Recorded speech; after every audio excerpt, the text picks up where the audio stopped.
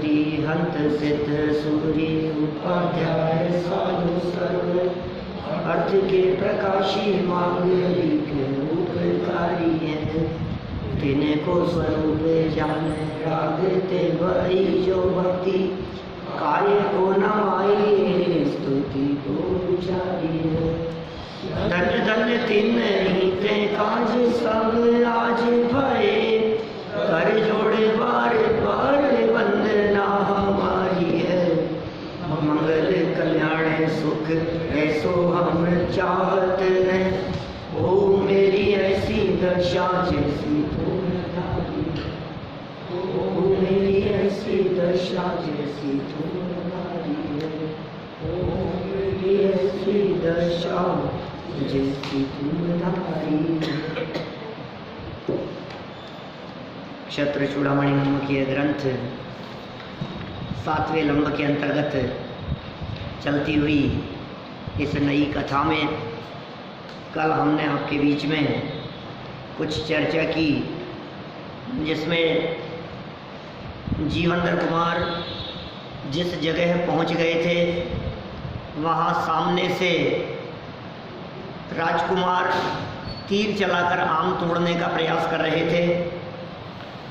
आम उनसे नहीं टूट रहे थे और तीर पे तीर चलाए जा रहे थे। जीवंदर कुमार ने धनुष बाण अपने हाथ में लिया और एक ही तीर में आम नीचे गिरा दिए। इस विद्या को देखकर वे सहज ही उनकी तरफ आकर्षित हुए। वे राजकुमार थे तो नज़दीक आए और नज़दीक आकर उन्होंने जीवंदर कुमार को अपना परिचय दिया कि ये हमारे पिता का नाम है, ये माता का नाम है और हम लोग उनके सत्पुत्र हैं। हम लोग उम्र में तो बड़े दिखते हैं लेकिन बुद्धि में बड़े नहीं हैं। हम में इतनी योग्यता नहीं है, विद्या हम प्राप्त नहीं कर सके। और ऐसा कहते हुए उन्होंने जीवंदर कुमार से निवेदन किया कि आप हमें, आपको यदि ऐतराज नहीं हो तो हम आपका नाम अपने पिता को रिकमेंड करते हैं। आप हम लोगों को शिक्षा दो, धनुर्विद्या में निपुण करो।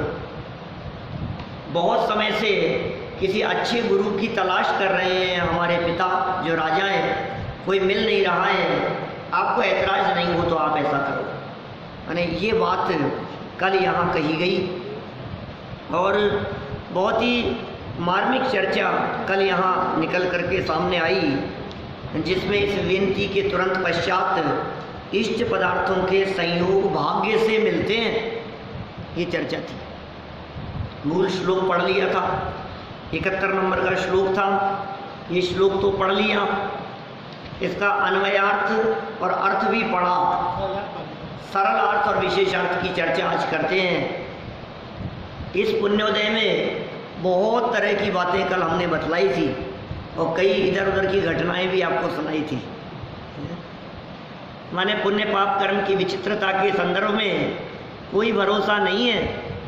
कल की घटनाओं को वापस रिपीट तो नहीं करना चाहता, यद्यपि कल तीव्र बरसात होने के कारण संख्या कम थी, लेकिन जो रिकॉर्डिंग भेजी गई आप वहीं से सुने तो ज़्यादा अच्छा है। संक्षेप में तो पुण्य पाप कर्म के उदय की विचित्रता की ही चर्चा थी और विचित्रता में यही कहा था कि किसको पता कौन साधारण व्यक्ति कब कहाँ से कहाँ पहुँच जाएगा और किसे पता कि आज दुनिया में राज करने वाला व्यक्ति कल दुनिया में पहचाना भी नहीं जाएगा।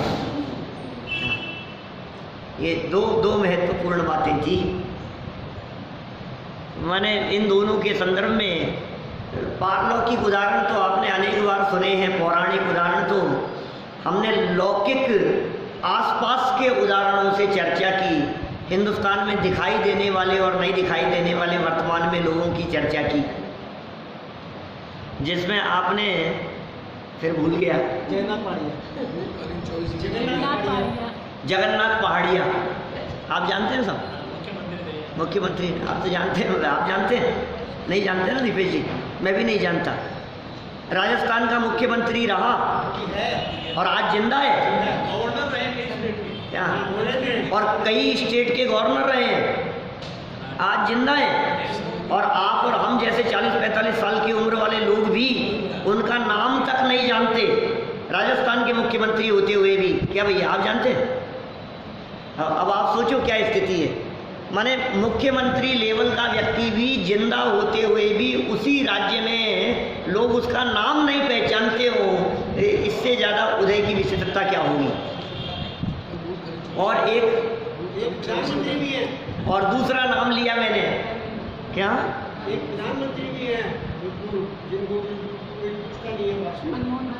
बोलो आप। मनमोहन सिंह नहीं, एक वो देवगौड़ा जैसे होंगे, नाम फिर भी आता रहता है। हाँ, इंद्र कुमार गुजराल वगैरह ऐसे प्रधानमंत्री, कौन किसको पूछता है।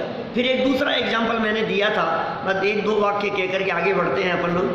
मैंने उदाहरण दिया एक ऐसे व्यक्ति जो जिनने सपने में भी नहीं सोचा था कि मुझे इस पद की प्राप्ति हो सकती है, अचानक सूचना मिलती है कि आपको भारत का प्रधानमंत्री बनाया जाता है। 12 घंटे पहले मनमोहन सिंह जो भी हुआ, उनके तो फिर लाइन में तो थे। अच्छा नहीं मरते तो वो नहीं बनते। हाँ बोलो आप, ऐसा हो जाता है। उसकी पत्नी को ऐसा आश्चर्य हुआ, वो तो भोजन बना रही थी, मनमोहन सिंह की पत्नी, और सूचना मिली कि तुम्हारे हस्बैंड प्रधानमंत्री बन गए। कैसे कैसे हो सकता है? मैं ही मिली क्या मजाक करने के लिए? प्रधानमंत्री बन गए। कौन सा उदय कब कहाँ घूम फिर करके सामने आता है हमें पता नहीं लगता है। खैर ऐसी बहुत सारी चर्चाएं कल यहाँ हुई थी। आप देखिए इस उदय की विचित्रता के संदर्भ में, और ये ऐसी बातें ऐसे व्यक्ति से कह दी जाए जो अपरिचित हो, जिसको हम जानते नहीं हो, जैसे गांधी जी वगैरह की चर्चा की और कई घटनाएं ऐसी बतलाई आपको, जिनको नहीं जानते हो। अब ये जो राजकुमार थे, इन्हें क्या पता कि हम जिनको अपने यहाँ नौकरी करने का ऑफर दे रहे हैं, ऑफर ही तो दे रहे हैं कि आप हमारे यहाँ आ जाओ, हम पिता से कहते हैं और वो आपको नौकरी पे रख लेंगे, आप हम लोगों को धनुर्विद्या सिखाना, सीख लेंगे आपसे, यदि आपको ऐतराज नहीं हो तो ये काम हो सकता है। उन्हें क्या पता जिससे निवेदन किया जा रहा है वो राजा है। देखिए सरल अर्थ, उस राजकुमार के विनय सहित आग्रह पूर्ण निवेदन का जीवंदर कुमार निषेध नहीं कर पाए और राजा दृढ़ मित्र से मिलने के लिए राजकुमार के साथ चल दिए, क्योंकि कर्म प्राणियों को इष्ट अनिष्ट पदार्थों का स्वयं संबंध करा देता है। देखो श्लोक में कुछ बात थी, सरल अर्थ के अंदर इन्होंने इष्ट अनिष्ट संयोग है भाई साहब, इष्ट हो चाहे अनिष्ट हो, ये कर्म सब करा देता है। आपको पता नहीं है, नहीं चाहते हुए भी आपसे क्या क्या काम करा देगा क्या, और चाहते हुए भी वो काम नहीं कर पाओगे। ये कर्म की लीला बड़ी विचित्र है। ये निमित्त रूप से कथन है भाई, संयोगों का मिलना और संयोगों का बिछड़ना, इसमें कर्म के उदय का बहुत बड़ा योगदान देखा जाता है। तुम्हारी चलती नहीं है कर्म के आगे, किसकी चले? इसलिए कर्मों की मुख्यता से कथन होते हैं। इसलिए अरे 3 अनुयोगों में तो कर्म की मुख्यता से ही कथन है। रथमानुयोग, कर्णानुयोग, चरणानुयोग, इनमें तो कर्म की मुख्यता से ही कथन मिलेंगे। इसलिए जब कभी ये बात कही जाती है कि सुनो कर्म कुछ नहीं करते हैं, तो लोगों को स्वीकार नहीं होती है।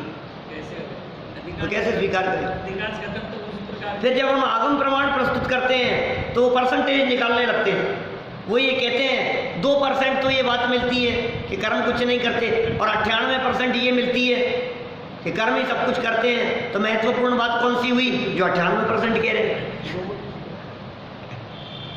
मूल बात तो वो, अरे कितनी बाहुल्यता से वर्णन आया, तुम निषेध करते हो नहीं करते 2% बात को उठा करके।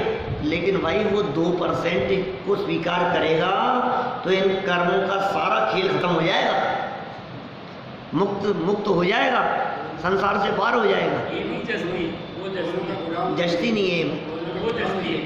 2% नहीं लोग मानते, उनको लोग नियतिवादी मानने लगते हैं। देखो विशेषार्थ देखो, आगम में कर्म के मूल भेद 11 वर्णादि 8 बताए हैं। शायद ही कोई सभा में ऐसे हो जिन्हें याद नहीं हो। क्या बेटा याद है क्या? 8 कर्म कौन कौन से?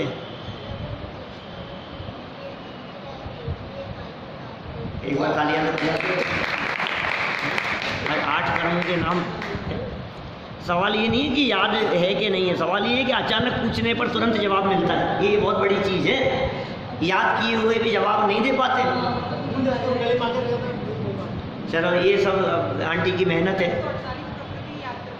148 प्रकृतियाँ याद करके सुनाइए लोग, मैं तो भ्रम में था। 8 कर्मों की 148 प्रकृतियाँ। चलिए, तो ये 8 मूल प्रकृतियाँ हैं, तो और उनको तो सबको याद होगी ही, और जिन्हें याद नहीं हो उनको थोड़ा सा अपनी बुद्धि के बारे में विचार करना चाहिए। 8 कर्मों के बारे में क्या क्या है देखो। इनमें, इन 8 में से 4 घातियाँ हैं और 4 अघातिया कर्म हैं। 8 में से 4 घातिया और 4 अघातिया। आप जानते हैं घातिया क्या होता है? घातिया कर्म होते हैं वो घात करने वाले होते हैं। किसका? स्वभाव का। आत्मा में ज्ञान है, आत्मा में दर्शन है, आत्मा में सुख है, चारित्र है, वीर्य है। बोले इन गुणों का जो घात करे, इन गुणों को जो प्रकट न होने देवे, इन गुणों का जो विकास न करने देवे, वो कौन से कर्म हैं? घातिया। जैसे ज्ञानावरणी, ज्ञान का घात। दर्शनावरणी, दर्शन गुण का घात कर रहा है। मोहनीय, श्रद्धा और चारित्र का घात कर रहा है। अंतराय, वीर्य का घात कर रहा है, बाधा उत्पन्न कर रहा है, आंतरिक शक्ति को व्यक्त नहीं होने दे रहा है। तो ये 4 तो हो गए घातियाँ। अब आगे कहाँ? अघातिया कर्म के 4 वेद हैं। कौन कौन से? वेदनीय, आयु, नाम और गोत्र कर्म। इनमें से यहाँ वेदनीय कर्म की मुख्यता से कथन है। मुख्यता से तो वेदनीय की है, लेकिन चारों जो अघातिया कर्म होते हैं इनके फल में संयोग मिलते हैं अघातिया कर्मों से। अघातिया कर्म इस जीव को सुखी दुखी करने में समर्थ नहीं होते। अघातिया कर्मों के उदय से, उनके फल से परिस्थितियां बदलती हैं। जैसे वेदनीय अनुकूल परिस्थितियां, प्रतिकूल परिस्थितियां। वेदनीय के 2 वेद ना, साता वेदनीय, असाता वेदनीय। तो साता वेदनीय के उदय से क्या मिलेगा? गर्मी बहुत हो रही है यार, मौसम थोड़ा सा बरसात का हो जाए। मौसम बरसात का हो गया, आपको अच्छा फील होने लगा।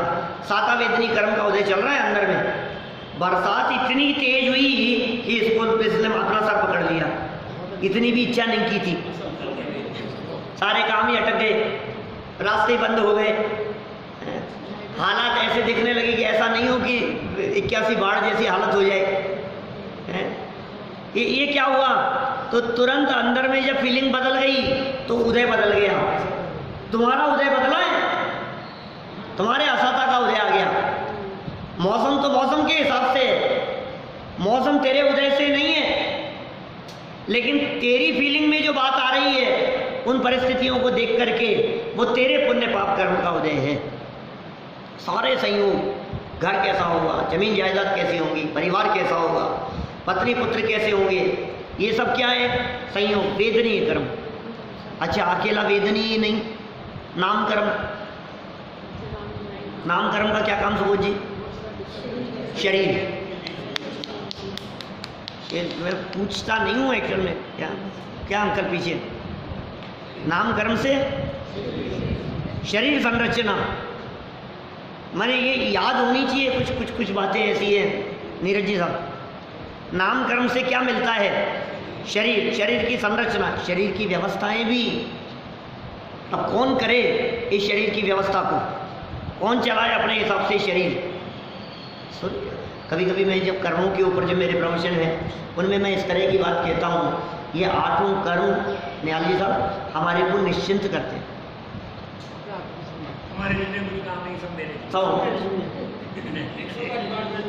इन कर्मों ने अपना अपना डिपार्टमेंट संभाल रखा है, और जिन्होंने अपना डिपार्टमेंट संभाल रखा है वो ये कह रहे हैं, हे जीव तू शरीर की तरफ से ध्यान हटा क्योंकि शरीर का डिपार्टमेंट नाम कर्म ने संभाल रखा है। तू चिंता मत कर सर में बाल रहेंगे कि उड़ेंगे कि सफेद क्यों हो रहे हैं।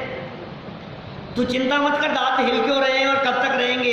तू इस बात की चिंता मत कर घुटनों के दर्द का क्या होगा। ये नाम कर्म की व्यवस्था है, उसने संभाल रखी है सारी व्यवस्था। ठीक होना होगा तो दुनिया की कोई ताकत बिगाड़ नहीं सकती, और बिगड़ना होगा तो दुनिया की कोई ताकत सुधार नहीं सकती। ये सारा डिपार्टमेंट संभाल रखा है नाम कर्म ने। अब चेतन क्या करे, तो नाम कर्म कहता है जो व्यवस्था मैंने संभाल रखी है तू उसमें अपना माथा मत मार, तू अपना काम कर, तो निश्चिंत हो जा। शरीर से ध्यान हटा ले कि साहब शरीर से तो हटा लिया, बिजनेस की व्यवस्था का क्या होगा, दुकानदारी का क्या होगा, तो वेदनीय कर्म कहता है कि हमने संभाल रखी है व्यवस्था। क्या तो दुकान से ध्यान हटा दे। अब इधर सब जगह से हटा दिया तो फिर ये कहता है शरीर से तो कोई बात नहीं, लेकिन ये विकल्प तो मुझे आता ही है कि ये मनुष्य जीवन खत्म नहीं हो जाए, कि कब तक रहेगा। तो आयु कर्म कहता है तुम चिंता मत करो, मैं हूं तब तक दुनिया की कोई ताकत तुम्हें मार नहीं सकती। मैं बैठा हूं ना, तुम क्यों चिंता कर रहे हो। मैं मर नहीं जाऊं, मैं मर नहीं जाऊं, मैं जिंदा रहूंगा कि मर जाऊंगा। ये आयु कर्म निश्चिंत कर रहा है तुम्हारे को। दिमाग मत लगाओ कि नहीं नहीं साहब फिर तुम खत्म हो जाओगे, तो तुम खत्म हो जाओगे तो चिंता तो करनी पड़ती है ना। मर नहीं जाऊं मैं, तुम्हारी तो जिंदा रहने की गारंटी है, और तुम खत्म हो गए और मैं मर गया तो क्या होगा कि सुन तेरे विकल्प करने से कोई बचा भी नहीं पाएगा। शरीर से ध्यान हटा, जीवन से ध्यान हटा, जिंदगी मरण से विकल्प तोड़ दे। बाहरी संयोगों से घर गृहस्थी, परिवार, संयोग, दुकानदारी, जमीन जायदाद, मकान, पैसा, धन संपत्ति, सबसे दिमाग हटा ले कि सबसे हटाऊंगा तो करूंगा क्या, कि तू ज्ञाता दृष्टा है, अपने स्वभाव को देख। ये कर्म सिद्धांत बता रहा है। आप सोचो इन कर्मों को जानने की भी कितनी अहमियत है। ये कर्म कितना वजन हमारे माथे से उतारते हैं। इन कर्मों ने हमारे को कितना निष्फिक्र कर दिया है। ये कर्मों ने, इस कर्म सिद्धांत को समझने से भी दृष्टि स्वभाव सन्मुख होती है।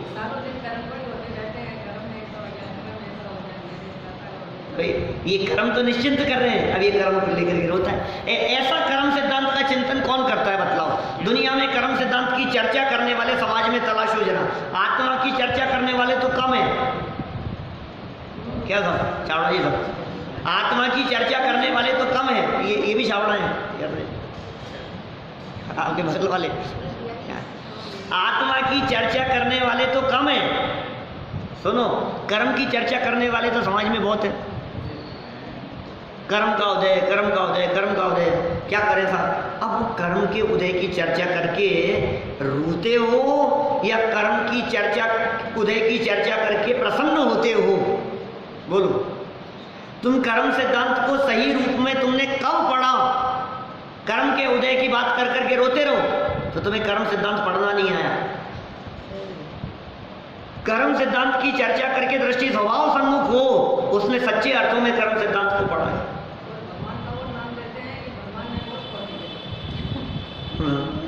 कर्म ने कर दी, कोई कहते भगवान ने कर दी खोटी, और कभी कभी ऐसा कह देते हैं भगवान पाप देता है। ऐसे मेरे सोनागिरी जी की जो पहले वाले प्रवचन है अमरणावाद पर है।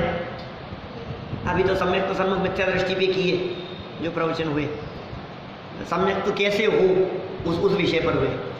तो पहले वहाँ चर्चा की खूब मैंने इस तरह की, भगवान पाप देता है ऐसा समझता है क्या। ये भगवान माने ऐसा लगता है भगवान के पास में पाप का बहुत सारा स्टोरेज है। जब भी कोई जीव आता है पाप दे देता है, भगवान पाप देता रहता है। भगवान पाप देता है, भगवान कैसे पाप देंगे भाई, तो पुण्य देते होंगे। अरे भगवान के पास में कुछ देने लेने का काम नहीं है। भगवान कुछ नहीं देते। छोटे छोटे जो बच्चों को ये समझाते रहेंगे अपन, नहीं बेटा चींटी नहीं मारते बेटा, भगवान पाप देते हैं। अरे क्या कर रहे हो आप। बचपन से संस्कार तो बच्चों के दिमाग में ये डालते हैं भगवान करते हैं, भगवान देते हैं। फिर बड़े हो जाने के बाद में हमारे सामने जब आते हैं तो ऐसा कैसे हो सकता है भगवान नहीं देते। अब हम उनको क्या समझाएंगे, बचपन से दिमाग में घुसा है। कितना कठिन होती है ये बात समझाना। सही बात समझाओ, लेकिन समस्या ये है ना तो खुद समझते हैं अब जब समझते ही नहीं है तो समझाएंगे कैसे? तो यही चर्चाएं चलती है। समझने का प्रयास भी तो नहीं करती है। क्या करें? तो भाई तो फिर क्या करें साहब? वो चींटी को मार रहा है, वो मच्छर मार रहा है, अब क्या करें बोलो? चप्पल हाथ में लेता है 1.5 साल का बच्चा, 2 साल का बच्चा, जहाँ दिखता है मारता है, अब क्या करो बोलो? समझाए नहीं उसको। भगवान पाप देता है ये कह करके डराते हैं तो थोड़ा डरता है, मारता नहीं है। अच्छी बात नहीं है ऐसी। जरूरी है भगवान को बीच में लाना। और भी तरीके हैं। और भी तरीका है। अरे सीधा सीधा सा तरीका है, नहीं बेटा ऐसा नहीं करते, पाप लगता है, पाप लगता है। भगवान देते हैं ये नहीं, ऐसा नहीं करते हैं, ये अच्छा काम नहीं है, ये पाप है, इससे पाप लगता है। और जब पाप लगता है तो उसका फल अपने को ही भोगना पड़ता है। फिर परिस्थितियां दिखाओ, पता है बेटा इसके साथ ऐसा क्यों हुआ, इसके पाप कर्म का उदय। ऐसा पाप पता है कैसे होता है? ऐसे जीवों को की हिंसा करने से, इनकी विराधना करने से। तो ये आप उसको सही ज्ञान कराओ, सही बात बतलाओ। गलत बात क्यों सिखा रहे हो आप? भगवान को करता धरता क्यों बतला रहे हो? जबरदस्ती उसके अनजाने में ही उसके दिमाग में ये बात फीड होती जा रही है, उसके सबकॉन्शियस माइंड में ये बात डलती जा रही है अंदर में कि भगवान करते हैं, भगवान पाप देते हैं, भगवान पुण्य देते हैं। फिर किसी वक्ता ने कहा भगवान कुछ नहीं करते हैं, तो फिर वो आर्ग्यूमेंट करने लगता है। तो ऐसा कैसे हो सकता है? हम तो बचपन से देखते आ रहे हैं, भगवान ही तो देते हैं सब कुछ। और जब देते हैं, हाँ, भगवान जब देते हैं तो फिर उनके जाकर के बहुत श्रद्धा भक्ति से हाथ जोड़ता है उनके आगे, भगवान ही देते हैं भाई, भगवान बचा लो, भगवान कर दो, भगवान ऐसा कर दो, ऐसा होने लगा। चलो खैर, यहाँ तो आघातीय कर्म बतलाए 4। एक गोत्र कर्म जिससे ऊंच नीच कुल की प्राप्ति होती है। 4 आघातीय कर्म बतलाए। आघातीय कर्मों से मिलते हैं संयोग, और इन संयोगों के अंदर मिलने में सबसे ज्यादा मुख्यता है वेदनीय कर्म की। हो गया ये वाक्य। इनमें से यहाँ वेदनीय कर्म की मुख्यता से कथन है। देखो आगे क्या कहते हैं। वेदनीय कर्म के साता वेदनीय और असाता वेदनीय 2 भेद हैं। वेदनीय कर्म के 2 भेद हैं। कौन कौन से? साता वेदनीय और असाता वेदनीय। अच्छा कौन सा है दोनों में से?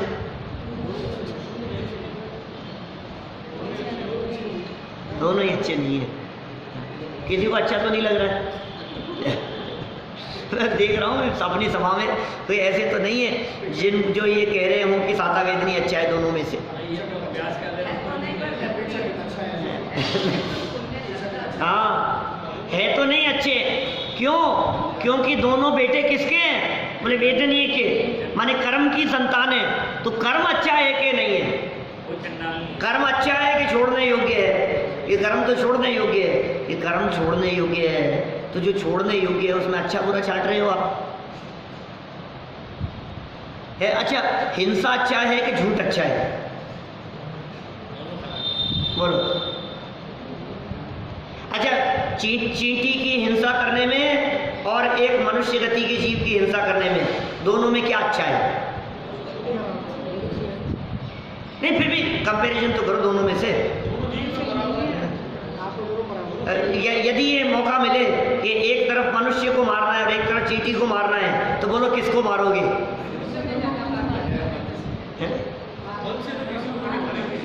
फिर देखो क्या क्या कहता है, फिर तुरंत एक डिसीजन लेने लगता है, हाँ यार उसको मारने से तो अच्छा है चींटी को ही मार लेंगे। अरे मार लेंगे ये क्यों भाव आ रहा है? पाप तो पाप है ना, बिना मारे नहीं रह सकते हैं क्या? ये तो आपके ऊपर निर्भर करता है ना।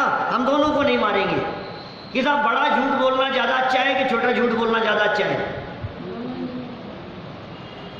भाई साहब अच्छा तो ये है कि नहीं हो। दीपेश जी, आप यहाँ से निकलते हो कभी कभी बाइक लेकर के बाहर से, और निकलते समय ज्वारी बाजार पहुंचे और हेलमेट नहीं लगा रखा था, क्या उसने फटाफट चालान बनाना शुरू किया। बोलो 500 रुपये लगे तो अच्छा है कि 100 रुपये लगे तो अच्छा है? अच्छा तो यही, कुछ भी नहीं लगे। अच्छा तो यही है ना कि कुछ भी नहीं लगे। फिर जो भी परिस्थिति बने, प्रयास तो हमारा सबसे पहले तो ये प्रयास होता है कि कुछ भी नहीं लगे। फिर सेटलमेंट जहाँ जो हो सो ठीक है। क्यों साहब, कोशिश तो यही है ना। माने अच्छे और बुरे के चुनाव में वो तो दोनों बुरे ही हैं। अच्छा बतलाओ, आपके 101 डिग्री बुखार अच्छा है या 105 डिग्री बुखार, दोनों में से क्या अच्छा है? आपको क्या पसंद है? क्या पसंद है कि क्या बात कर रहे हैं? आपको हम स्वस्थ बैठे हुए नजर आ रहे हैं और आप हमें बुखार पसंद है ये कहलवाना चाहते हो? 101 डिग्री पसंद है कि 105 डिग्री पसंद है? अरे शांति से चुपचाप आ रहे हैं यहाँ पर सुनने के लिए, आपको पसंद नहीं है? हमें बुखार और बीमारी में लाना पसंद है आपको कि नहीं? फिर भी दोनों में से कौन सा? क्या सवाल है? बुखार है, बीमारी है, दोनों में से एक भी पसंद नहीं है, हमें दोनों नहीं चाहिए।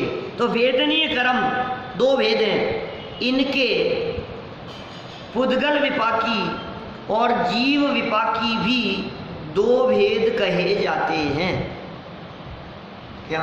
वेदनीय के पुद्गल विपाकी और जीव विपाकी। विपाक शब्द का अर्थ होता है फल, विपाक माने फल। पुद्गल विपाकी, जिनका फल शुद्ध रूप से पुद्गल पर आता हुआ दिखाई दे। जीव विपाकी, जीव उससे प्रभावित होता हुआ दिखाई दे। ऐसे भी भेद किए जाते हैं। यहाँ वेदनीय कर्म के पुद्गल विपाकी कर्म की चर्चा अपेक्षित है। कर्म देखो, वेदनीय कर्म, साता और असाता कर्म, पुद्गल विपाक, पुद्गल के ऊपर फल आ रहा है, संयोग फलित होते हुए दिखाई दे रहे हैं। मंदिर कैसा मिलेगा, कुल कैसा मिलेगा, परिवार किस तरह का होगा, चप्पल कैसी होगी, शर्ट कैसा होगा, गाड़ी कौन सी आएगी, खराब आएगी कि अच्छी आएगी, खरीदने क्या जाओगे, खरीद के क्या ले आओगे, किसने दिलाया भाई साहब ये? मुझे तो ये बतलाओ, जब अपन लोग 3 लोग मिलकर के, हस्बैंड वाइफ दोनों मिलकर के किसी एक चीज़ के ऊपर निगाह थी कि ये चीज़ खरीदनी है, दोनों ये सोच रहे थे, फिर ये दूसरी ये किसने दिला दी, ये क्यों आ गई, वो क्यों रह गई? बताओ। विचार बदलते नहीं, आखिर किया किसने ये? और फिर घर आकर के जब वो चीज़ खराब होती है तो सर पकड़ते हैं। वो कहता है मैंने तो पहले ही कही थी कि ये नहीं लेनी है, वो कहते हैं मैंने भी कौन सी कही थी, मेरी भी वो जच रही थी। अरे दोनों ही कह रहे हो नहीं जच रही थी, तो फिर ये लाए क्यों? क्या वस्तु से तो पूछो, क्षेत्र से क्षेत्रांतर कौन सी होनी है, एक जगह से दूसरी जगह पर कौन सी जानी है? क्षेत्र से क्षेत्रांतर होने की वस्तु की योग्यता और ये पुद्गल विपाकी नाम के साता और असाता वेदनीय कर्म के उदय का निमित्त, इन दोनों में बनने वाली परिस्थिति ये कैसे बनेगी? देखो जरा क्या कहते हैं यहाँ, पुद्गल विपाकी की चर्चा अपेक्षित है। देखिए क्या चर्चा करते हैं, ये क्या बात कह रहे हैं। पुद्गल विपाकी वेदनीय कर्म के निमित्त से जीव को इष्ट अनिष्ट पदार्थों का संयोग वियोग होता है। इष्ट पदार्थों का भी और अनिष्ट पदार्थों का भी संयोग वियोग रूप परिस्थिति इस वेदनीय कर्म के उदय के निमित्त से बनती है। ये भी बहुत स्थूल कथन है वास्तव में। तो इसकी बारीकी में जाओ तो 2-3 और पॉइंट हैं। मैंने ये जो वाक्य लिखे हैं ना, इन वाक्यों से कुछ अलग हटके कुछ और बारीकी में जाएं तो एक वाक्य तो इसमें लिखा संयोग वियोग होता है। मैं ये कहना चाहता हूँ संयोग ही होता है, साता और असाता के उदय से वियोग नहीं होता। थोड़ी बारीकी में जाके बात कर रहा हूँ, स्थूल कथन है ऐसा समझना, इनकी गलतियाँ निकालने का कुछ प्रयोजन नहीं है। लेकिन बात क्या है, संयोग ही होता है। साता के उदय से अनुकूल संयोग मिलते हैं, असाता के उदय से प्रतिकूल संयोग मिलते हैं। कि चले क्यों जाते हैं, कौन से कर्म के उदय से चले जाएंगे? ये कहता है असाता का उदय आया इसलिए गाड़ी चोरी चले गई। क्या? असाता का उदय आया इसलिए कुर्ता चला गया, ड्राई क्लीन वाले के गया था और आया ही नहीं। असाता का उदय आया तो अब ये ऐसा सोचता है जबकि ऐसा नहीं है। किसी चीज के चले जाने में, आपके अनुकूल वस्तु के चले जाने में, ध्यान देना दिव्य जी, बार में बात कह रहा हूँ, असाता कर्म का उदय नहीं है। प्रवीण जी वैसा ये तो क्या है बोलो, तो फिर क्या है स्थिति कि साता का जो उदय चल रहा था ना, जैसे मान लो ये मोबाइल है, इस मोबाइल के बने रहने में साता का उदय है, बने रहने में, तो चले जाने में असाता का उदय नहीं, साता का उदय खत्म हो गया तो पदार्थ चल गया। नहीं समझा? जब तक उस संबंधी उदय चलता रहेगा तब तक वो पदार्थ बना रहेगा। जब उदय चला गया तो पदार्थ चला गया। साता का अभाव, हाँ, साता के उदय का अभाव निमित्त है, एक बात चला असाता का उदय नहीं। चला जाए, अच्छा हुआ चला गया, तो सादा को दे। चला गया, अच्छा। हाँ, अब वो आगे बात करूंगा अभी दूसरी। अभी इतनी बात समझे, जैसे समझो आप होटल में जाकर के हमने कोई रूम बुक कराया, क्या ऐसी जगह पर चले गए जहाँ कोई बहुत कम लोग आते जाते हैं, हम वहाँ रहे, 1 दिन रहे, 2 दिन रहे, 3 दिन रहे, कि कब तक रहेंगे? तो कहता है जब तो किराया देते रहोगे, रहते रहोगे, ठीक है ना। तो हम आपसे ये कहते हैं कि ये कब तक वो रूम हमारे पोजीशन में रहेगा, बताओ? जब तक किराया चलता रहेगा। ऐसे ही जब तक ये साता वेदनी कर्म का किराया देते रहे, तब तक हमारे संयोग में ये अनुकूल पदार्थ बने रहे। गाड़ी कब तक रहेगी? हर समय उदय चाहिए, हर समय साता वेदनी का उदय, उसके बने रहने के लिए, उसे मेंटेन रहने के लिए। बहुत गजब की बात कहता हूँ, सुनो अंकर, अजीत अंकर, आपके लिए कहता हूँ, सुनो। ये जो पदार्थ मिला हमारे को, ये मिलने में तो साता का उदय था, क्या मेंटेन रहने में भी साता का उदय? समझ में आई बात? मिला ये साता वेदनी कर्म का उदय। अब ये 1 दिन रहेगा कि 3 दिन रहेगा? 1 दिन जितना साता का उदय है तो 1 दिन रहेगा। उदय और ज्यादा चलता रहा तो 3 दिन रह जाएगा। उदय और ज्यादा चलता रहा तो 3 साल रह जाएगा। उदय और ज्यादा चलता रहा तो 30 साल रह जाएगा। जब तक उस संबंधी उदय चलता रहेगा तब तक वो चीज आपके पोजीशन में रहेगी, उसके उदय के काल में। अब ये तो मैंने कहा अनुकूलताओं के बारे में, अब प्रतिकूलता में लगा लो। क्या इतनी खराब चीज आ गई हाथ में, रोज परेशान हूं इससे। ऐसी मिक्सी चलती है घर में, रोज परेशान है, अटकती है, चलती नहीं, काम नहीं होता है। ऐसी गाड़ी है, क्या खरीदी है, जिस दिन से खरीदी है रोज परेशान हूँ, दुखी हो गया मैं तो इससे कि तेरी ये जो असाता का उदय है, ये गाड़ी कब तक बनी रहेगी असाता के उदय से? कि जब तक असाता का उदय चलता रहेगा तब तक ये बनी रहेगी, और जिस दिन इस संबंधी उदय खत्म हो गया उस दिन ये हट जाएगी, बेच देंगे उसको, निकाल देंगे उसको, आपका उदय बदल गया। माने असाता का उदय हो या साता का उदय हो, संयोग मिलते ही मिलते हैं, जाते नहीं। जाते कैसे हैं? जिस संबंधी उदय खत्म हो गया वो वस्तु चलेगी। इस शर्ट संबंधी उदय चला गया, ये शर्ट चला गया। दूसरे कुर्ते संबंधी चला गया, वो चला गया। चप्पल संबंधी आपका उदय चला गया तो नीचे जाओगे तो चप्पल नहीं मिलेगी।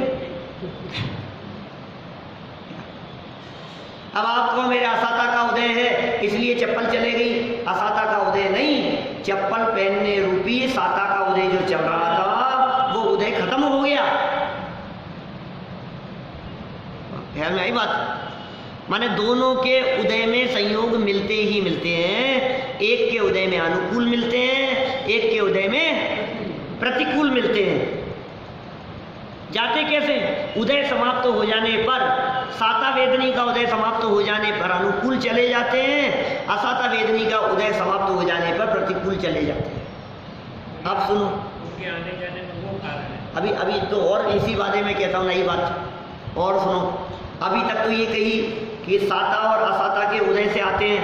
अब नई बात कहता हूँ, साता और असाता के उदय से कोई पदार्थ आता जाता नहीं है। आप होंगे यार, क्या कहना क्या चाहते हो आप? साता और असाता के उदय से पदार्थ आता जाता नहीं है।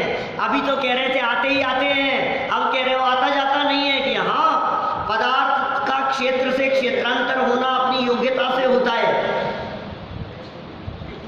तो फिर साता असाता का उदय क्या करेगा? पदार्थ ज्यों का त्यों बना रहे, उदय बदल जाता है तो वही पदार्थ साता के उदय से हो जाता है, और उदय बदल जाता है तो वही पदार्थ असाता के उदय से कहलाता है। पदार्थ वही है। गाड़ी चल रही है, रास्ते में खराब हो गई, सब समझ में आ रहा है बात? वही है, पंखा है। अभी कितने लोग ऐसे होंगे जिनको लग रहा होगा कि बंद करो, असाता का उदय चल, संयोग वही है, परिस्थिति वही है। परिस्थिति बदल गई, परिस्थिति सेम रही, उदय बदल गया। अब उदय बदलते ही क्या हुआ? आपको ऐसा लगने लग गया उदय बदलते ही, और ये तो खराब है, ये तो खराब है। जो अच्छा था वही खराब लगने लगता है। मैं कभी कभी इस प्रकरण के संबंध में ऐसा पूछता हूँ, बोलो पत्नी पुत्रादिक का मिलना ये पुण्य के उदय से या पाप के उदय से? साता के उदय से या असाता के उदय से?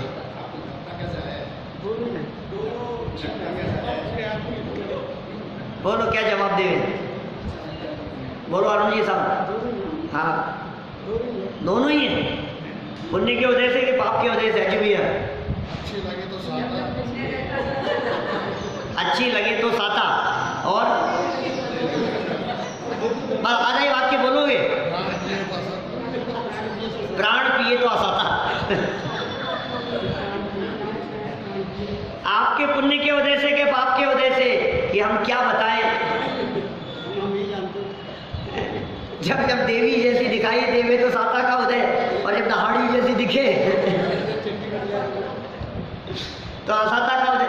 वही है क्या? वही बच्चा है, जब आपके आज्ञाकारी दिखाई दे रहा है तो साता वेदनी का उदय, और जब वही बच्चा आपको पलट के सामने जवाब दे रहा है तो असाता वेदनी का उदय। बच्चा वही है, ऐसा नहीं कि साता, ये बेटा तो साता वेदनी के उदय से मिला है, ये बेटा असाता वेदनी के उदय से मिला है। दो बच्चे हों तो एक साता वेदनी कर्म के उदय से, एक असाता वेदनी कर्म के उदय से, ऐसा नहीं है। वही व्यक्ति, वही वस्तु, वही पदार्थ, क्षेत्र से क्षेत्रांतर होना तो योग्यता से होगा, जो होगा सो होगा। तुम्हें कैसा फील हो रहा है उसकी मौजूदगी में, तुम्हें कैसा फील हो रहा है उसकी सत्ता में, तो जैसा फील हो रहा है समझ लो आप उदय अंदर से बदल गया। अंदर से उदय बदल जाता है तो बाहर से व्यक्ति बुरा लगने लग जाता है। मित्र हरि हो जाए जगत में अशुभ उदय के आने से। बोलो, कभी जिनके साथ के बिना रहते नहीं थे, आज उनकी शक्ल देखना पसंद नहीं है। ऐसा नहीं हो जाता? साथ में उठते बैठते थे, एक थाली में बैठ करके भोजन करते थे, और आज क्या हो गया? एक दूसरे की जान लेना चाहते हैं। ये क्या हो गया? ऐसे बहुत दिखते हैं दुनिया में। कभी ऐसा हुआ करता था कि एक दूसरे के दुश्मन हुआ करते थे, और आज क्या हो गया कि घनिष्ठ मित्र हैं, एक दूसरे के लिए जान देते हैं। ये क्या हो गया? वही व्यक्ति, उदय बदल गया। कल तक जिनके लिए दिन रात एक करने को तैयार थे, बोलो वो सीता, जिसके लिए 6 महीने युद्ध किया रामचंद्र जी ने रावण की सेना के साथ में, 6 महीने युद्ध किया, आज क्या हो गया? जंगल में छुड़वा दिया। एक समय वो था जब जंगल में दर दर की ठोकरें खाते हुए सीता को तलाश रहे थे, जंगल में तलाश रहे थे, सीते सीते कहकर के पुकार रहे थे। नदी नालों से, पेड़ पौधों से, पर्वतों से, पहाड़ों से, वृक्षों से पूछ रहे थे, ए सीते कहाँ चले गई? ए वृक्षों तुम बता दो कहाँ चले गई? कौन ले गया? सीता कहाँ चले गई? एक समय वो था, अब समय बदल गया। पहले जंगल में खोज रहे थे, अब जंगल में छुड़वा रहे हैं। ये क्या हो गया? जंगल में ढूंढ रहे थे, जंगल में छुड़वा रहे हैं। उसे इतना परिश्रम करके लेकर के आए थे और अब छुड़वा दिया। इतना अनुराग था उसके प्रति। और सुनो, 20-22 साल बाद में आज मिली भी वो, तो पहले अग्नि परीक्षा। ये कैसे समय बदलता हुआ दिखाई देता है। ये वही सीता है जो सीता 6 महीने रावण के यहाँ रह करके आई, पतिव्रता थी, आपके लिए जान छिड़कती थी। वही सीता स्वर्ग में चले गई तो लौट करके आती है तो रामचंद्र जी के ऊपर उपसर्ग करती है। ये वही सीता है। समय बदल गया। रामचंद्र जी ने दीक्षा ले ली, मुनि बन गए, तपस्या कर रहे हैं। स्वर्ग से सीता का जीव जो समाधि मरण पूर्वक देह छोड़ करके ऊपर चला गया था स्वर्ग में, वो लौट करके आया, वो निवेदन किया, समझाया, नहीं समझ में आया तो उपसर्ग करना शुरू कर दिया। मेरे से पहले कैसे मोक्ष जाओगे, साथ में चलेंगे, ज़्यादा तपस्या मत करो, स्वर्ग में आ जाओ। फिर यहां से मनुष्य को धारण करके साथ में चलेंगे, वो उपसर्ग कर रही है। देखो आप, जिनके प्रति अत्यधिक तीव्र राग दिखाई देता है, ये व्यक्ति उनकी हत्या कर देता है। ऐसी घटनाएं न्यूज़पेपर में छपती है रोजाना। इतना प्रेम, इतना प्रेम, इतना प्रेम, इतना दीवाना उनका। और फिर क्या हुआ कि कोई घटना ऐसी घट गई कि हत्या कर दी उसकी। ये क्या है ये स्वरूप जगत का? क्या बदला? व्यक्ति नहीं, उदय बदल गया। समझ में आ रही है बात? देखो क्या कह रहे हैं यहाँ। उद्गल विपाकी की चर्चा अपेक्षित है। एक वाक्य पढ़ा था मैंने यहाँ, तो समझ में आ गई ना, वेदनी से मिलता ही मिलता है। एक तो ये वाक्य हो गया, ये कहना भी उपचार है। ऐसा नहीं है कि वेदनी कर्म का उदय पैसे को खींच करके लाता है। साता वेदनी कर्म के उदय से पैसा आता है ना आपके पास में, तो पैसा जो वहां से आपके पास तक चल करके आया, ये उसकी क्रियावर्ती शक्ति थी। वेदनी कर्म तो उसमें निमित्त मात्र है। समझ में आ रही है बात? अब उसके क्षेत्र से क्षेत्रांतर होकर के आपके नजदीक आ जाने के बाद में यदि आपको ऐसा लगता है कि ये अनुकूल है, तो साता वेदनी कर्म का उदय। और कुछ समय में लगने लगा कि आफत है, जंजाल है, तो असाता का उदय। हम आपसे पूछते हैं, 2-3 साल पहले 2016 में ना, 16 में नवंबर 16 में नोटबंदी हुई। 8 नवंबर 2016 नोटबंदी हुई। 16 में हुई थी, 16 में हुई। अरे नहीं, 16 ही है, और 8 नवंबर भी पक्का ही है। मैं अभी क्या है वो समाधि मरण के प्रवचन सुन रहा हूँ, मेरे ही जो यहाँ किए थे ना, डेट डाल रखी आपने, तो उसमें चर्चा आ रही है बीच बीच में। मोदी ने बंद कर दिए, क्या हो गया, क्या परिस्थिति है, वो सारी चर्चा है। कभी कभी रिसर्च करते हैं ना जो लोग, उनकी ये चीज़ें बड़ी काम आती है। वो तात्कालिक घटनाओं और परिस्थितियों का अंदाजा लगता है उससे। टोडरमल जी के वाक्यों को देख करके उस जमाने की घटनाओं का पता लगता है। तो वो जो रिकॉर्डिंग 16 की सुन रहे हैं, उससे पता लग रहा है उस समय क्या परिस्थितियाँ चल रही थी देश में, समसामयिक परिस्थितियाँ। तो वो उनको देखा, उससे पता क्या लगा, मैं क्या कहना चाह रहा था कि वो आपके घर पे मान लो 25-50 लाख रुपया नकद पड़ा है, क्या आप उसे देख देख करके राजी होते हो? आपकी तिजोरी में रखा है, देख देख करके राजी होता है? अरे ऐसा होता है, हमने कई ऐसे रिटायर्ड लोगों को देखा है जो अपनी एफडीयां निकाल करके बार में देखते हैं और राजी होते रहते हैं। अब नहीं कमा रहे, वो बार में नोट को गिनता है, गिन करके ही राजी होता है। इतना है मेरे पास में, इतना है, फिर थोड़े दिन में आप कितना है, फिर देख करके राजी होता है उसको। अभी कौन सा उदय चल रहा है? साता वेदनी का उदय चल रहा है, ठीक है ना। अब क्या हुआ? 8 नवंबर रात को 8 बज गए। अब क्या हुआ? अब चिंता की रेखाएं दौड़ने लगी। जमा कराओ साहब, अब 2 नंबर का है। अब कितना कराएं? 2-2.5 लाख से ज़्यादा जमा करा नहीं सकते। बुक्स में क्या बोल रहा है, कितना कैश इन हैंड दिखा रहा है, उतना ही तो जमा करा सकते हो आप। इससे ज़्यादा करा नहीं सकते। एडजस्टमेंट में लगा है, इधर उधर लगा हुआ है। अब बहुत सारा तो एडजस्टमेंट हो गया, 70 लाख था, 40 लाख एडजस्ट हो गया, अब 30 लाख बच गया।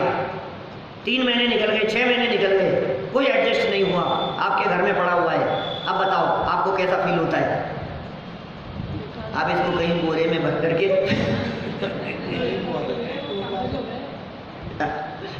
कहीं निकाल ले आओ इसको। यदि ये रह गया, यदि ये पकड़ में आ गया, यदि ये निगाह में आ गया कि इतना धन है, तो क्या होगा बोलो? जेल हो सकती है, सजा हो सकती है। अब वही पहले भी वहीं पड़ा था, जिसको देख करके राजी हो रहा था, अभी भी वहीं रखा हुआ है। पहले फील कर रहा था, बहुत गर्व फील कर रहा था, मजा आ रहा था, और अब क्या फील कर रहा है? जल्दी से निकाल बोलो, अरे मैं तो घड़ी नहीं देखी है, तो क्या हुआ? समय तो क्रॉस हो गया अपना, 46 मिनट हो गए। चलो कोई बात नहीं। तो ये साता की अपन ने इतनी चर्चा की है, उदय बदल जाने पर वो सब संयोग वियोग और परिस्थितियाँ बदली हुई सी दिखाई देती है। बहुत मार्मिक चर्चा है, कल इस विशेष अर्थ को अपन पूरा करेंगे। अभी की चर्चा को एक इन्हीं शब्दों के साथ में विराम देना चाहता हूँ कि ये कर्म हमें निश्चिंत कर रहे हैं, दृष्टि को वहाँ से हटाओ और स्वभाव सम्मुख करो।